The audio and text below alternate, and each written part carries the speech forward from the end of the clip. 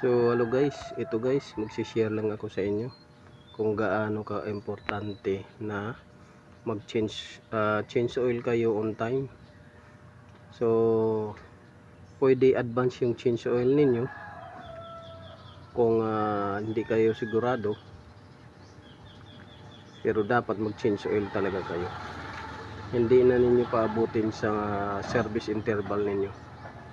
So ito i-share ko sa inyo kung gaano ka importante.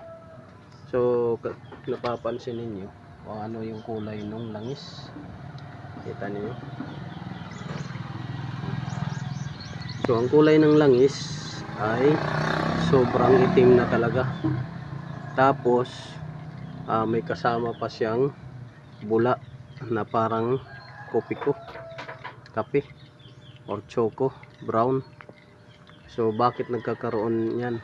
So unahin natin yung black oil. So itong black oil na to, yan, ang galing sa ilalim ng crankcase, ay resulta yan ng mga moving parts na nasa loob, at katagalan yan nawawalan na ng viscosity level dahil sa mga debris, sa mga hinuhugas ng makina. So ganyan ka itim. So nakakasama yan guys sa mga bearing, sa filter, sa mga sensor, dahil kakapit yan doon. At minsan pagka nasobrahan kayo ng interval, nagiging oil sludge yan. So magkakaroon ng overtime heated siya, maninigas, magkakaroon ng chips. So pangalawa naman, bakit ay may bula na parang choco brown na kape? So yan yung isi-share natin sa inyo.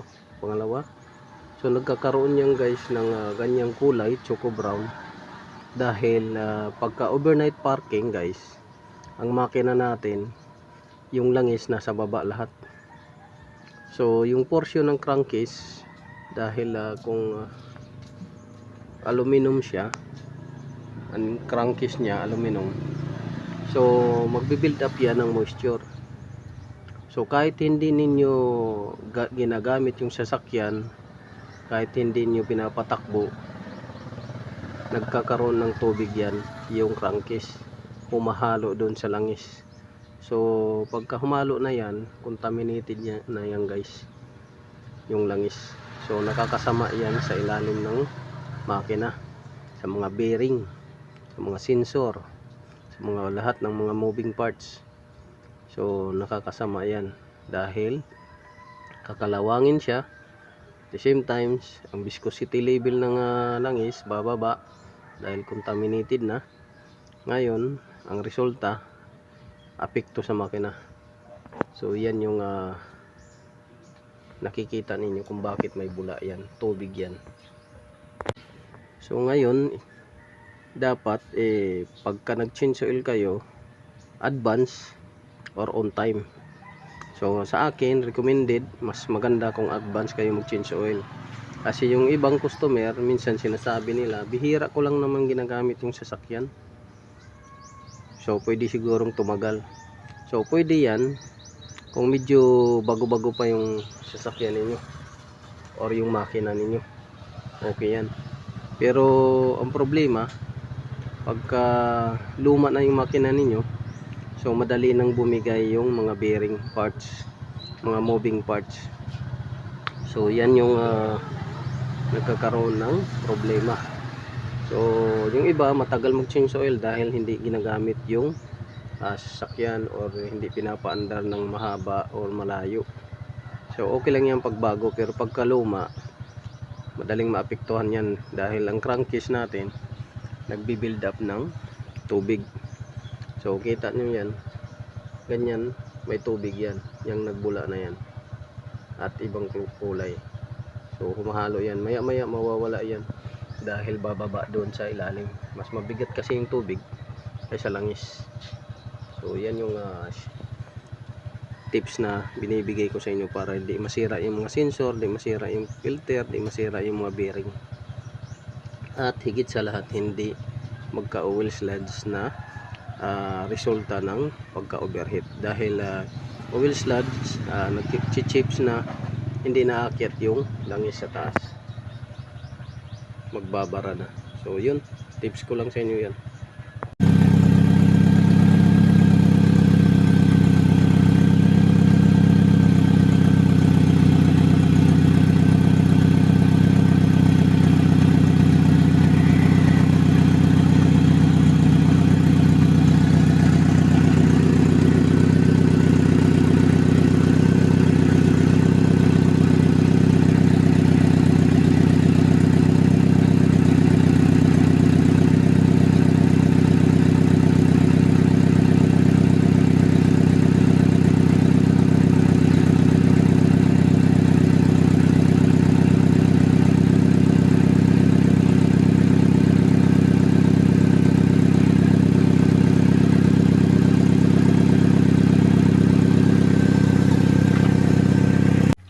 Kuyang nan kulan.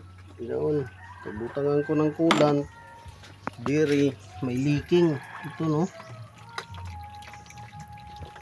Leaking kulan. Ay, sayang. May leak ang nimo radiator.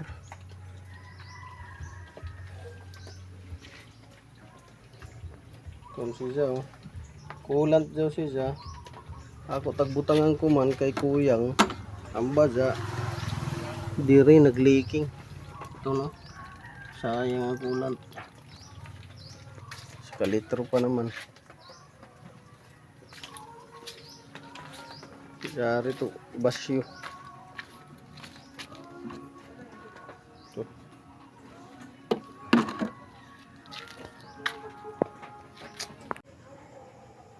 BNGK BK R6 GP. Okay. Dili kun it John. B amo. Ha? BKR. BKR6. R6 ra ini siya pero taba na R6. EGP. Oh, may R.